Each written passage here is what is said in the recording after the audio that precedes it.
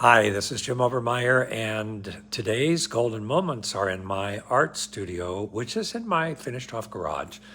And it has a lot of different things in it. TV, it has my art paint table.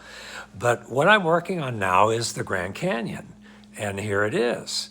So I'm going to just put a few finishing touches on a couple things, just a little bit of green here and there, and you can see me giving a little paint. This is not done. This has got to have a lot more.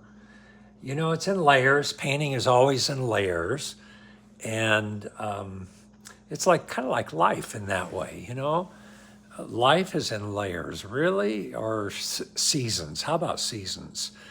The season for painting is the first thing that comes to your mind is inspiration. I've been wanting to paint the Grand Canyon for many, many years and just have never gotten around to it. And I found a photo that I really liked. And this is the photo. It's not the clearest you can see in the world, but I got it off the computer and I ran it off and I decided that's what I want to paint. So here it is.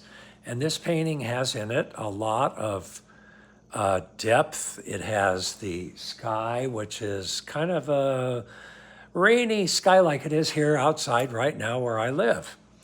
And then it has the mountains, or I should say the Grand Canyon is there, and there's some mist at the bottom of the Grand Canyon right over here, and trees, and there's this trail in the Grand Canyon. This is from an actual photo of the Grand Canyon that I've done this, and the rocks and the trees, and there are, believe it or not, a lot of trees around the Grand Canyon, and even in the Grand Canyon in certain places. Of course, remember the Colorado River flows through it.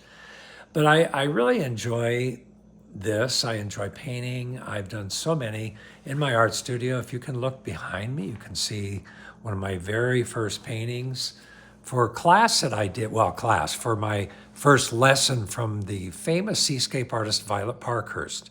And she told me to do something that she had to do in college when she took art, and that was, she said, copy this. It was a painting of hers, and she said, copy it. So I copied it, and there it is. That is the painting, that seascape right there. And she said that that's what her art teacher did, sent her down to the museum in Santa Barbara, California, and said, go copy a painting. Now, I'm not sure, she's not with us anymore, but I'm not sure if it was a painting, a specific one that they recommended, or just a painting. But that's how you learn. You copy. Nothing wrong with that. So follow us